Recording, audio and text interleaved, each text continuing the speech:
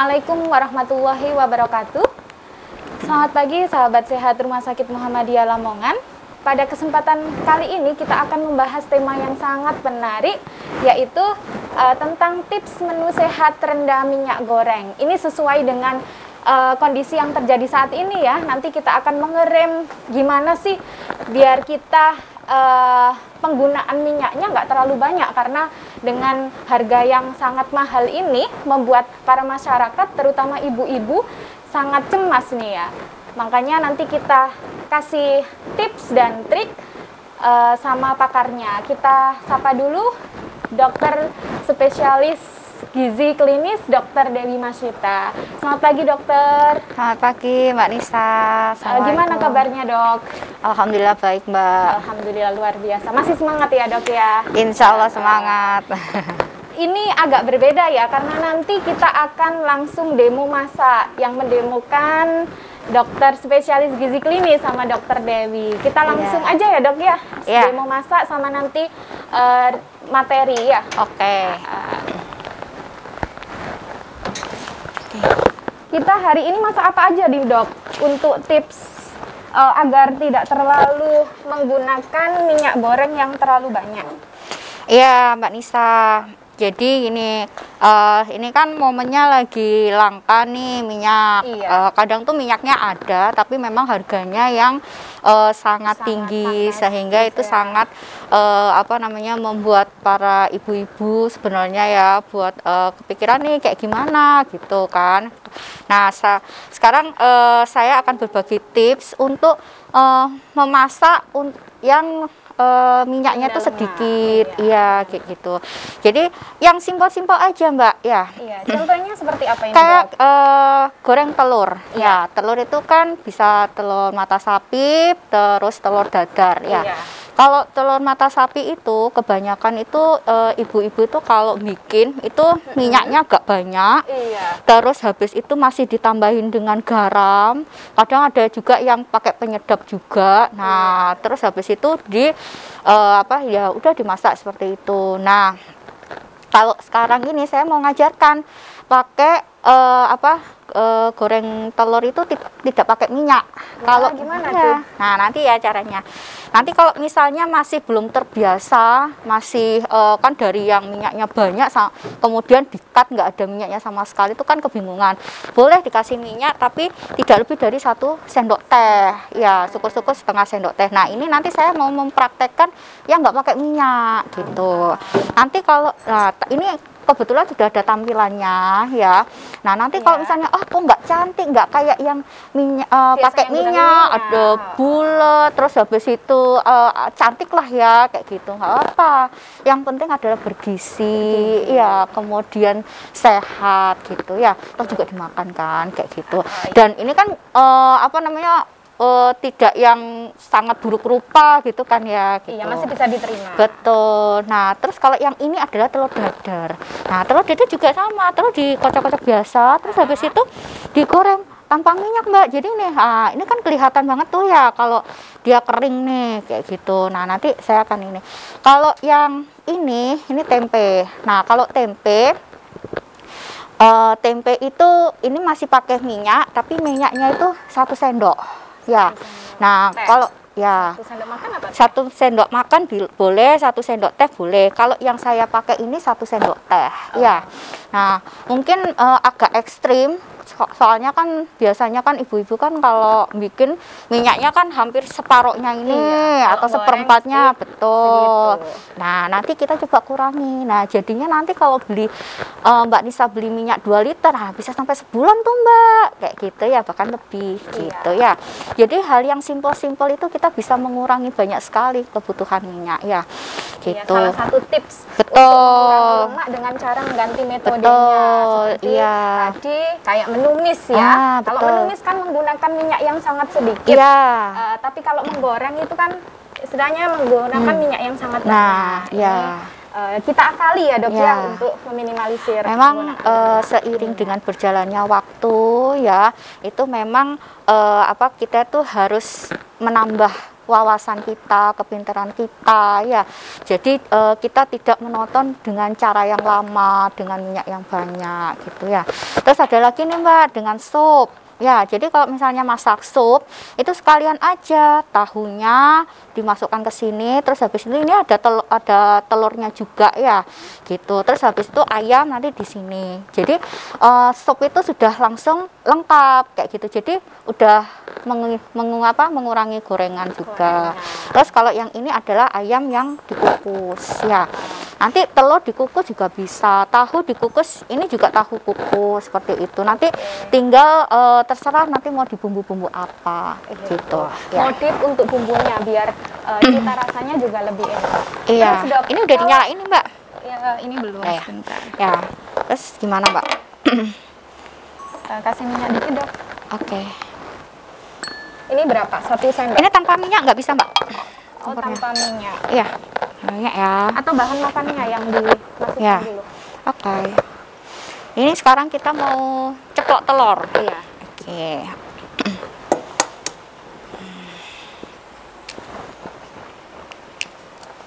Oke, ceplok telur.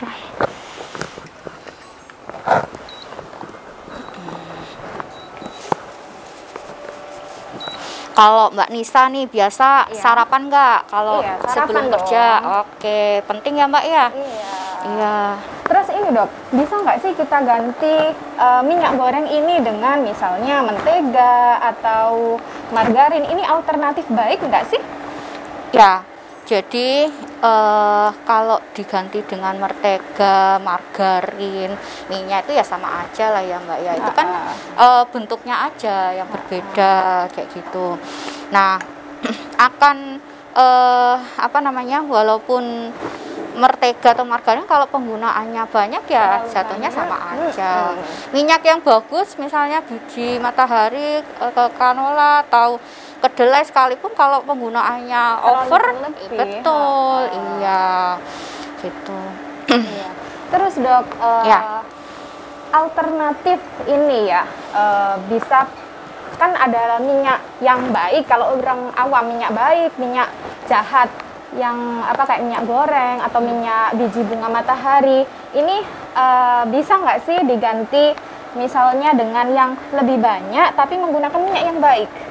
Tetap Mbak, sebaik-baiknya minyak tetap harus ada ukurannya. Ukurannya itu tidak lebih dari seharinya itu 5 sendok makan. Seperti gitu. itu.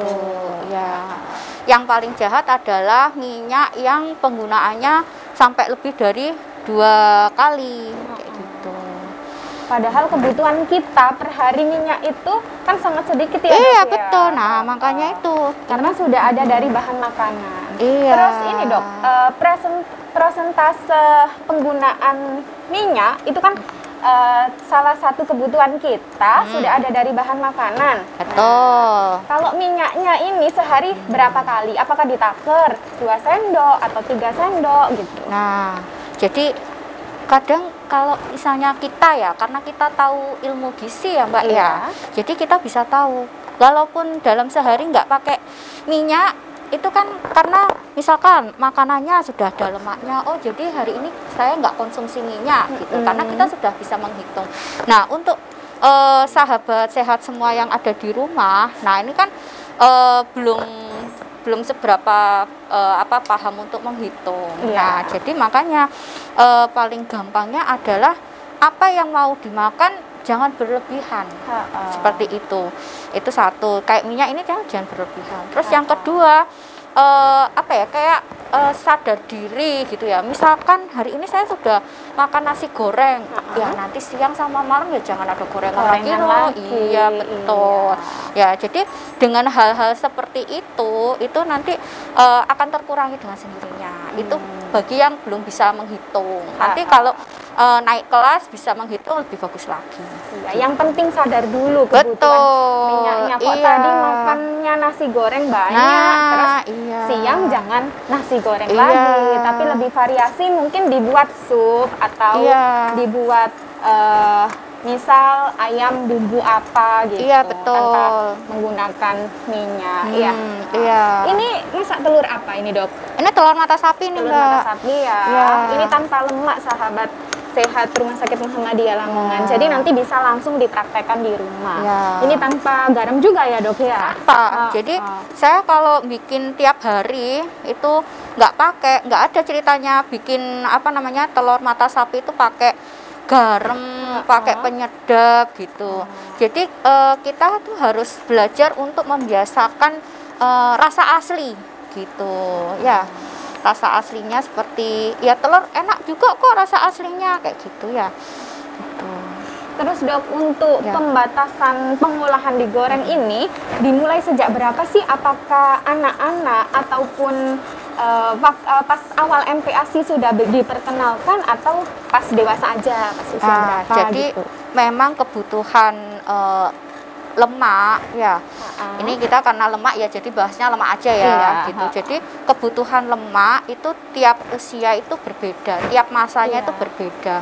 Nah, ini tidak bisa diterapkan untuk anak kecil, apalagi bayi, karena anak kecil sama bayi itu kebutuhan lemaknya jauh lebih besar. Iya, gitu. Jadi kalau misalnya anak bayi makan terus masih ditambah dengan minyak 1 sendok makan bagus ya, karena pertumbuhan otaknya dan lain-lain itu kebutuhannya lebih besar. Nah, tapi kalau sudah dewasa, sudah tua ya Mbak, gitu ya nggak bisa gitu. Karena kebutuhannya sudah menurun. Betul, iya, betul. Jadi jangan samakan ya sahabat sehat di rumah, kebutuhan dewasa dan anak-anak akan lemak ini berbeda. Kalau anak lebih banyak enggak apa-apa. Ada tambahan minyak, santan, oke enggak apa-apa. Iya, malah dianjurkan tuh Mbak kalau anak-anak tuh lauknya padang, ya, terus lodeh kayak gitu. Ya, yang apalagi yang nggak doyan makan ya. Kalau anak-anak yang sudah doyan makan ya nggak usah ya. Itu. Gitu. Ini membutuhkan waktu berapa menit dok? Ini sebetulnya tergantung kompornya sih Mbak. Iya, ini karena ini karena pakai kompor listrik ya kan. Biasanya kalau di rumah pakai api, jadi lebih cepat. Karena ini listrik, jadi agak lama gitu. Pengaruh juga sih. Gitu. Kalau cita rasa ini masih mudah diterima ya, pelan-pelan ya dok ya. Nah, nanti bagi sahabat sehat semuanya yang di rumah ya pasti akan menjadi kaget rasanya. Bayangkan aja Mbak, terbiasa dengan telur mata sapi yang pakai garam, penyedap, terus misalkan disuruh nyoba tanpa rasa, itu pasti nanti akan kaget, apalagi nggak pakai minyak. Nah, itu biasanya kalau buat yang bapak-bapak yang usianya udah 40-50 itu kan suka banget tuh yang minyaknya, itu pasti akan kayak emosi seperti itu gitu. Nggak apa, pelan-pelan. Caranya adalah tetap pakai minyak, tapi minyaknya itu sedikit, mungkin 1 sendok makan dulu. Dan jangan minyak curah ya dok ya. Betul, iya. Jadi tetap pakai minyak dulu, 1 sendok makan dulu. Nah, nanti pelan-pelan, misalnya selama seminggu. Nah, selama seminggu sudah terbiasa. Nah, minggu depannya ganti lagi nih pakai sendok teh selama seminggu. Nah, nanti minggu depannya lagi tanpa minyak. Seperti itu. Jadi emang nggak boleh drastis gitu ya. Tapi kalau mau drastis bisa menerima ya nggak apa, gitu ya. Jadi bisa diterapkan mulai dari 1 sendok. Misal kalau numis pakai 1 sendok makan, terus nanti mengurangi setengah sendok teh atau setengah sendok makan bisa. Betul. Terus itu dok, untuk menumis ada standarnya nggak sih? Minyaknya cuma 1 sendok atau setengah sendok? Kadang banyak ya orang yang numis, ceritanya numis sayur atau numis ayam, ternyata minyaknya berlebih, buahnya, ada nggak standarnya? Ya, jadi kalau ngomongin masak kayak misalnya gini ya Mbak ya, nih saya bikin tumisan ayam gini, terus kalau suruh standarnya berapa kayak gitu ya Mbak ya. Nah, mungkin tiap resep itu beda-beda. Bahan makanan betul, iya, tiap resep, tiap bahan makanan itu beda-beda. Kalau ini saya pakainya cuma 1 sendok teh aja, minyaknya. Iya, makanya dia kan kering kan ya. Nah, itu kembali lagi dari kitanya sendiri Mbak, gitu. Kitanya sendiri mau minyak banyak apa mau minyak sedikit gitu. Kalau misalkan kita pengen tumis ayam, terus kita menemukan resep dengan minyak yang banyak. Tapi kalau memang kita pengen untuk memberikan makanan sehat, kita memutar otak ini gimana sih kalau misalnya minyaknya cuma sedikit, triknya gimana? Nah, seperti itu. Gitu. Jadi nanti sahabat sehat semuanya nanti di rumah bisa berfantasi nih, cari-cari alternatif lainnya ya, seperti itu. Iya, ini kayaknya sudah matang, Dok. Iya. Nah, ini kita gabung aja ya sama di sini ya. Iya. Oke. Begini ya penampilannya. Ya. Jadi nggak buruk-buruk amat ya. Iya. Ini karena sekali lagi kadang itu apa namanya, perbedaan kompor yang listrik sama apa nih, api emang beda ya gitu. Oke, terus Ini sekarang untuk dadarnya ya, Dok ya. Nah, Terus iya. kita ini coploknya ya. kita sekarang langsung ke ayam tumis aja ya. Ayamnya. Butuh Bahan makanan apa aja nih, Dok? Nah, gampang sekali Mbak Nis. Jadi ini minyak. Ini judulnya ayam apa? Ayam tumis aja Mbak. Ayam tumis. Tidak Iya. Mbak Wijen. Ayam tumis Betul. wijen ya. Iya. Ayam tumis wijen. Jadi minyaknya cukup 1 sendok teh aja ya, Dok? Iya, ya? iya. Bisa banyak-banyak. Kemudian ditambahkan. Oh iya, Dok, mengenai ini ya. Kita untuk memasukkan makanan, bumbu-bumbunya, terutama garam, ini sebaiknya pada awal apa akhir ya? Apa? Ininya. Kayak contohnya enggak, garamnya salah satunya. Pada awal pemasakan apa akhir? Kalau yang baik untuk kesehatan kita. Jadi gini, intinya itu adalah tahu batasannya. Iya. Kalau selama kita tahu batasannya, mau ditaruh di waktu memasak ataupun di akhir, nggak masalah. Nggak masalah, Tapi ya. kalau kita masih belum bisa apa namanya, tahu batasannya ya Mbak ya. Nah, kan apa namanya, biasanya konsumsi sampai asin-asin. Nah, itu triknya adalah garam sama gulanya itu jangan waktu masak, tapi gitu. waktu sudah mau akhir Selesai, aja. ya. Nah, sehingga taste-nya itu sedikit aja sudah langsung kerasa. Beda Gitu. ya. Tuh. Nanti kalau dimasak sama langsung dicampurkan setelah matang. Iya, iya. Ini setelah minyaknya dimasukkan, kita akan menumis bumbu-bumbu ya. Ini nggak membutuhkan waktu yang lama kan ya, Dok ya? Kalau misalnya masak dengan menggunakan minyak yang sedikit atau itu enggak. Sekitar berapa menit ini kira-kira? Sekitar paling lama 10 menit. Ini udah jadi dibesarin ya Mbak ya. Simple juga daripada digoreng ya, Dok ya. Ya. Ini untuk ngontrol minyaknya biar nggak terlalu banyak ya makanan yang digoreng. Ini ayamnya udah ini udah yang paling besar ya Mbak ya, apinya ya. Mbak Nisa biasanya kalau ayam masih bisa. Mbak Nisa, Pak, kalau ayam biasanya dibikin apa? Kalau ayam ya kadang digoreng juga pernah ya, juga sering ya. Triknya dari Mbak Nisa nih apa nih kalau misalkan ayam nih? Jadi kalau saya ya, Dok ya, bisa dikasih bumbu yang lebih banyak biar taste-nya terasa. Karena kan cita rasa itu bukan hanya dari minyak atau garam ya, tapi dari bahan makanan pun sudah terasa. Misalnya penggunaan rempah ya, di Indonesia ini kan juga kaya rempah ya, Dok ya. Nah, nanti ini dioptimalkan untuk penggunaannya biar bisa mengontrol penggunaan minyak dan gula garam ya. Biasanya Mbak tuh pakai rempah-rempah itu apa Mbak? Tergantung bumbunya sih, Dok. Bisa kalau misal menghilangkan rasa amis seperti jahe, terus ya Mbak ya. gitu. Jadi tadi gulanya kan sedikit banget kan, apalagi garamnya nih Mbak. Nah, ini untuk 1 porsi ya Mbak ya. Iya. Ini merica ini Mbak. Ini merica untuk cita rasa biar agak iya.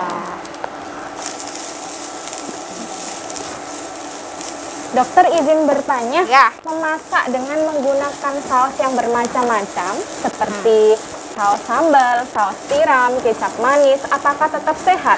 Karena setahu saya saus tersebut memiliki kalori yang tinggi. Ya. Ini ada pertanyaan nih dok. Oke. Nah, udah nih Mbak. Ya kan? Tak tolong ya Mbak. Nah, udah nih. Ini bisa dimatikan nih Mbak. Apinya, kompornya. Ini gimana dok dengan tadi untuk Ya. penggunaan saus, kecap, ini kan menambah kalori ya? Ya, betul. Nah, sebentar ya Mbak ya. Iya. Jadi ini kita sambil tambahkan ini ya. Tambahkan wijen ya. Kan. Menurut Mbak Nista udah cantik belum ya? Ya, lumayan. Lumayan ya. Gitu Ini ya. kan untuk menu sehat, beda Iya. dengan menu yang menggunakan lemak yang banyak atau kecap atau saus. Ya, untuk nanti telur dadar, kemudian tempenya bisa dicoba sendiri. Sambil sambil jawab pertanyaan boleh lah ya, kita coba tahu ya. Iya, bisa. Tadi pertanyaannya kalau misalkan saus-sausan Saus, ya iya, sama kecap, kecap itu kayak menambah gitu. kalori apa enggak ya? Iya. Ini udah ini ya Mbak. Ya? Belum. Jadi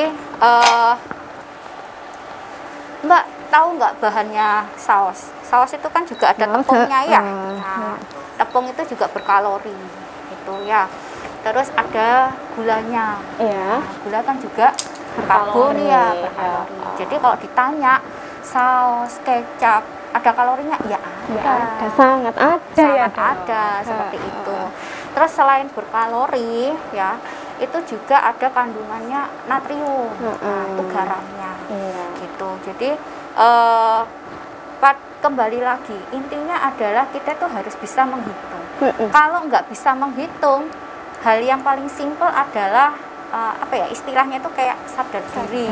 Betul. Jadi misalkan pagi ini kita sudah misalkan masak sayur yang ditumis ya, sayur yang ditumis ya Mbak ya, dengan kecap. Nah nanti siang sama nanti malam ya kalau bisa jangan yang pakai kecap, pakai saus gitu. Hal yang paling simpel mengurangi adalah itu. Terus nanti kalau misalkan mau cah kangkung yang pakai kecap, nah kecapnya ya sewajarnya, jangan melebihi sampai 1 sendok makan gitu ya. Gitu. Jadi belajarlah memasak itu, rasa itu jangan sampai berlebihan. Kayak misalkan masak asin gitu ya, itu jangan sampai bener-bener sampai kerasa asin, pokoknya nggak kerasa hambar aja udah cukup. Nah itu memang yang namanya taste itu harus dilatih kayak gitu, untuk mendapatkan makanan yang sehat gitu. Karena kalau saya di poli atau di rawat inap ya, pasien-pasien itu usia kepala 3 gitu ya Mbak ya, itu sudah banyak loh Mbak yang hipertensi, diabetes, kolesterolnya prediabetes, tinggi. Iya. Jadi mulai kita dari sadar diri dulu seberapa penggunaan, misalnya tadi kecap, saus, jadi jangan berlebih ya. Karena dari bahan makanan pun sudah ada cita rasa ya dok ya. Misal di lauk hewani ya, seperti ayam, ini sebenarnya sudah terkandung lemak juga. Iya. Nah nanti ya kita coba nih apa sih rasanya tahu. Nah kan mungkin saking kalau ibu-ibu ya kalau goreng tahu tempe itu kan mesti kan dilumurin ini nih garam atau bumbu-bumbu yang sudah untuk lumuran itu. Bumbu instan. Betul gitu. Memang rasanya enak Mbak gitu.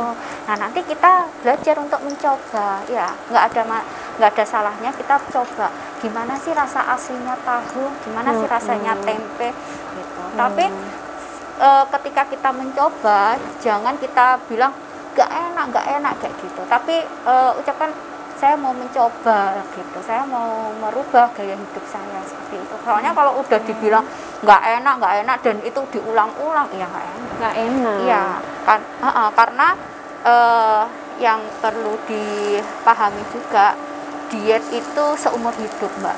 Jadi diet itu nggak kayak obat batuk pilek yang cuma sehari 2 hari. Diet itu seumur hidup. Nah karena seumur hidup dan ini makanan ya Mbak ya, kita mengunyahnya itu kan butuh perasaan juga ya. Jadi itu nggak boleh stres, nggak boleh terpaksa gitu. Jadi ya apa namanya, tetap yang namanya rasa enak, terus apa namanya, good looking pada makanannya itu tetap diperhatikan. Gitu. Jadi jangan bilang nggak enak dulu, Betul. tapi rasakan dulu. Dan kalaupun kita mau merubah pola hidup, ya dimulai dari sekarang, nggak nunggu ada diabetes atau ada kolesterol asam urat. Nah, mulai dari sekarang untuk Nih Mbak Nisa, ini kan tadi minyaknya cuma segini ya? Iya. Ini paling sekitar 150 cc. 150 cc kita tadi sudah goreng telur, terus habis itu numis ayam, terus sekarang goreng tahu. Itu di sini juga masih sisa banyak nih. Nih, ini masih sisa banyak ya, seperempat pun nggak ada Mbak. Nah, seperti itu ya. Ternyata nggak ada masalah ya, fine-fine aja dengan itu apa, kenaikan harga minyak. Jadi bisa dicoba alternatif dengan menggunakan metode menumis misalnya. Oke, kita ada pertanyaan lagi deh. Dok, kalau mengolah daging ayam saat diet, kenapa selalu menggunakan bagian dada? Bila menggunakan sayap atau paha, apa tidak boleh? Gimana dok? Saya nggak pernah bilang harus dada ya Mbak ya. Nah, mungkin di tempat lain ya. Jadi kalau misalkan ayam dulu ya, ayam itu bagian apa saja boleh. Yang penting tidak ada kulitnya, tidak ada jeroannya. Nah, yang paling gampang itu memang dada. Gitu. Kalau misalnya sayap, Mbak Nisa bisa menghilangkan kulitnya ya nggak masalah. Tapi kalau saya ribet Mbak, jadi mending dada kayak gitu, atau paha masih bisa. Jadi intinya itu bagian apa aja boleh, yang penting tuh nggak pakai kulitnya. Terus habis itu tidak jeroannya. Telur muda ayam itu kan termasuk uritan, nah itu termasuk jeroan juga. Begitu juga dengan yang sapi. Nah, sapi pilihlah yang dagingnya. Nah, dagingnya apa aja, mau sirloin, tenderloin, apa aja bebas. Betul, gitu. Jadi tidak ada masalah sahabat sehat di rumah mengenai bagian paha atau bagian dada. Yang penting adalah bagian dagingnya, bukan kulitnya. Kalau misal bagian sayap atau bagian pahanya kan cenderung mungkin kulitnya itu ya dok ya. Makanya mungkin persepsi sahabat di rumah dipakai semuanya. Kalau dada itu kan biasanya kulitnya hanya sedikit. Jadi yang penting dagingnya, bukan kulit atau lemak-lemaknya. Iya Mbak. Nah, ini udah ready nih Mbak. Udah ya. Nih. Nanti untuk yang kukus-kukusan bisa sahabat sehat coba sendiri di rumah ya. Pokoknya nanti kalau di rumah itu teruslah untuk mencari alternatif-alternatif. Jadi banyak kok, pokoknya kalau mau berusaha itu banyak sekali. Terus ada lagi nih Mbak yang tanya, terus kalau goreng kerupuk kayak apa? Nah, ini nih. Iya gitu. Jadi memang yang namanya kerupuk itu memang mau nggak mau itu memang kita hindari. Kalau misalkan pengen banget ya, paling enggak seminggu sekali lah makan kerupuk ya. Kalau seminggu sekali sampai 2 kali itu masih dalam toleran. Betul ya, yang penting adalah tidak menjadi rutinitas setiap kali makan harus ada kerupuk. Gitu. Setiap siang pas kerja mesti ada kerupuk. Ini berlaku juga kerupuk yang digoreng pakai pasir. Nah, kadang juga ini Mbak persepsinya, ya ini kan kerupuk digorengnya pakai pasir, jadi nggak masalah saya makan banyak, tetap aja itu berkalori. Iya, gitu ya Mbak ya. Gitu. Jadi pakai pasir, goreng pakai pasir pun juga berkalori karena dari tepung juga ya. Ini ada pertanyaan dari Fitri Haryani. Dok, saya termasuk orang yang suka masak dalam porsi banyak dan dimasukkan kulkas sebagai stok utama. Juga banyak minyak. Kalau masakan sering dihangatkan, apakah masih sehat? Iya. Kalau misalkan menghangatkannya sekali ya nggak apa-apa Mbak. Tapi kalau misalnya sampai berkali-kali ya Mbak, kayak misalnya sayur ini kan, nah ini baiknya adalah waktu fresh ya. Iya. Terus kalau misalnya terpaksa nih Mbak dimasukkan kulkas terus nginep sehari, itu memang kalau ditanya bagus apa enggak ya mutunya akan berkurang, apalagi ini ada sayur gitu. Kalau besoknya lagi ya tambah nggak boleh lagi. Orang besoknya aja Nggak ada boleh. warning, iya seperti itu gitu. Jadi Ini mengurangi nilai gizi nggak dok? ya jelas, apalagi kalau isinya ada sayur. Sayur. Apalagi kalau sayurnya bayam ya. Nah, itu nggak usah ditanya lagi Mbak, Iya. sudah pasti. Nggak boleh Gitu. dihangatkan Iya, kayak untuk gitu. sobat-sobat sehat di rumah. Jadi kalau bisa 1 kali saja ya. Betul. Paling enggak 1 hari, tapi ada warning ya. Iya. Gitu. Terus ini ada pertanyaan lagi, dok, sebaiknya minyak untuk menggoreng bisa dipakai berapa kali? Nah, minyak itu kalau dibilang bagus ya Mbak ya, itu ya sekali aja. Iya. Makanya penggorengan minyaknya itu juga kayak tadi sedikit aja. Jadi sekali aja kan nggak masalah, nggak akan eman sama minyaknya gitu. Tapi kalau misalnya terpaksa nih minyaknya banyak, terus mau dipakai berapa kali? 2 kali masih boleh, ya. Tapi itu juga dilihat lagi nih Mbak jenis gorengannya, karena ada kayak misalnya gorengan model-model tepung tuh, itu kan membuat minyaknya langsung hitam seperti itu. Nah itu yang nggak boleh kayak gitu ya. Tergantung bahan makanannya Betul, juga ya iya. dok. Ini kita sudah memasak ya dok. Ya, untuk jadi semuanya. sudah paling tidak pagi ini kita sudah memberikan edukasi dasar pengolahan ya Mbak ya. Jadi yang paling dasar telur ceplok, kemudian telur dadar, terus tahu, tempe goreng, kemudian ini ada ayam yang ditumis, kemudian ini yang paling bagus lagi sop. Jadi kalau kita masak mau sop atau mau sayur asam itu sekalian aja nabati sama hewaninya dimasukkan gitu. Ini yang kalau ditanya yang paling bagus yang mana pengolahan, yang ini Mbak, yang gitu. direbus ya. Betul, iya kayak gitu. Kalau pengolahan yang paling jelek? Pengolahan yang paling jelek, nah, namanya juga paling jelek ya Mbak Iya. ya. Kayak tadi telur, goreng telur, minyaknya banyak, masih ditambah lagi dengan garam penyedap. Apalagi ditambah dengan sambal, mana lagi bikin sambalnya itu ada terasinya, ada garamnya, ada penyedapnya. Iya. Ini mungkin Dokter Dewi ada pesan untuk sahabat sehat di rumah? Iya. Pesan saya buat sahabat sehat semuanya, ayo kita belajar untuk lebih pintar lagi, lebih cerdas lagi dalam pengolahan makanan. Ya, sayangi keluarga Anda, diri Anda dengan belajar cara pengolahan yang lebih sehat dan lebih cerdas lagi. Jadi minyak yang mahal itu tidak usah dirisaukan. Kita cari cara lagi bagaimana kita bisa memberikan alternatif-alternatif dengan minyak yang hanya sedikit. Itu saja Mbak Nisa. Oke, tak terasa ya dok ya. Iya. Waktunya sudah habis. Semoga ini tadi bisa diaplikasikan oleh sahabat sehat Rumah Sakit Muhammadiyah Lamongan di rumah. Nggak cuma kita tonton aja ya dok. Jangan lupa follow medsos kami di YouTube, Instagram, Facebook, TikTok @RSM Lamongan. Tetap sehat dan patuhi prokes. Wassalamualaikum warahmatullahi wabarakatuh.